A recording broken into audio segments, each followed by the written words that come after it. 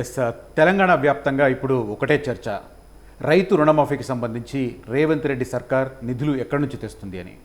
పక్కాగా 15 ఆగస్టు నాటికి రైతు రుణమాఫీ చేసి తీరతామని ముఖ్యమంత్రి సహా మంత్రులందరూ ముక్త కంఠంతో చెబుతున్నారు. కాంగ్రెస్ నాయకులు కూడా అదే మాటను వినిపిస్తున్న పరిస్థితి. మరి నిధులు ఎక్కడి నుంచి వస్తాయి? అదే సమయంలో రాష్ట్రంలో రాజకీయ అలజడి కూడా కొనసాగుతుంది. బీఆర్ఎస్ వర్సెస్ కాంగ్రెస్ పార్టీ అన్న చందంగా పరిస్థితి తయారైంది. ఈ అన్ని అంశాలను ఒకసారి మాట్లాడదాం. ప్రస్తుతం నాతో పాటు తెలంగాణ కాంగ్రెస్ అధికార ప్రతినిధి మహేష్ ఉన్నారు. మహేష్, రాజకీయంగా చాలా డెవలప్మెంట్స్ జరుగుతున్నాయి. ఫస్ట్ ఆఫ్ ఆల్ రుణమాఫీకి సంబంధించి చాలా చర్చలు వినిపిస్తున్నాయి. ఫండ్స్ లేవు కానీ మాటలు మాత్రం చెబుతున్నారు అని. ఎట్లా ఈ హామీని ఫుల్ఫిల్ చేయబోతున్నారు?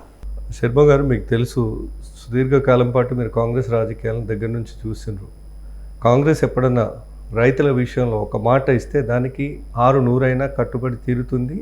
ఇదివరకటి మా పరిపాలన దానికి సజీవ సాక్ష్యం. ఈరోజు మేము చేస్తున్న నిర్ణయాలు, మేము వేస్తున్న అడుగులే రైతులు దగ్గర నుంచి చూస్తున్నారు. రుణమాఫీ అనే ప్రకటన విన్న తర్వాత ఊర్లలో ఒక పండగ వాతావరణం. నిజంగా కూడా రైతుల్లో రైతుల్లో ఒక ఆనందం. అంటే ఒక 10 సంవత్సరాల తర్వాత మళ్ళీ కాంగ్రెస్ ప్రభుత్వం వచ్చి రైతులకు మాకు చేస్తుంది అనే ఒక పరిపూర్ణమైనటువంటి ఆనందం, సంతృప్తి రైతులలో చాలా స్పష్టంగా కనబడుతుంది.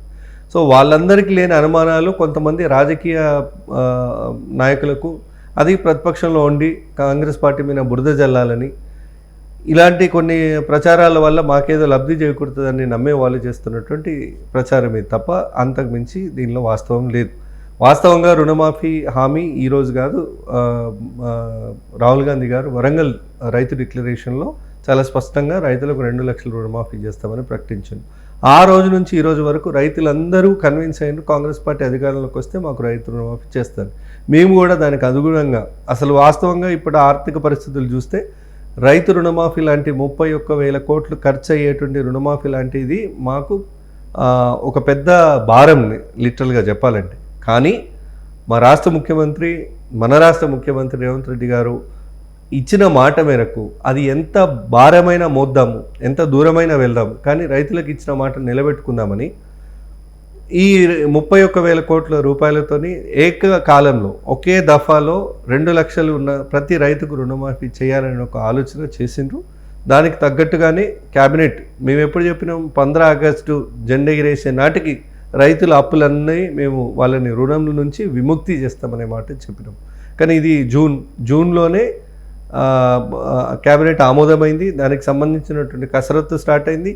మ్యాక్సిమం బై జూలై క్లోజ్ చేయాలనేది రాష్ట్ర ప్రభుత్వం యొక్క ఆలోచన.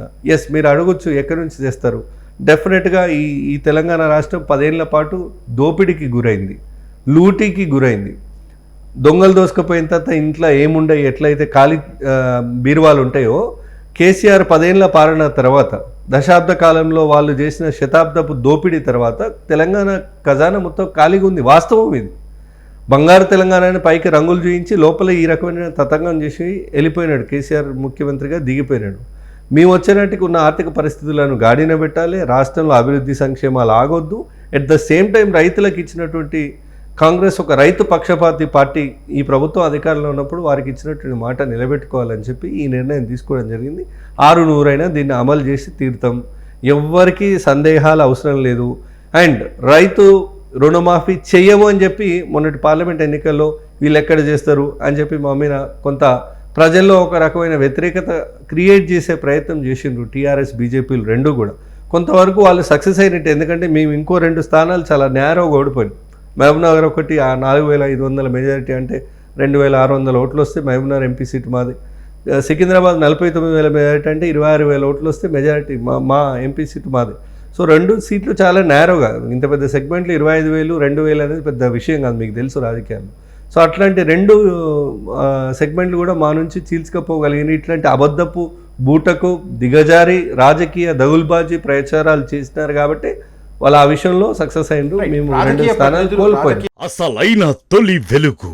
ఫాలో వాట్సాప్ @తొలి వెలుగు official.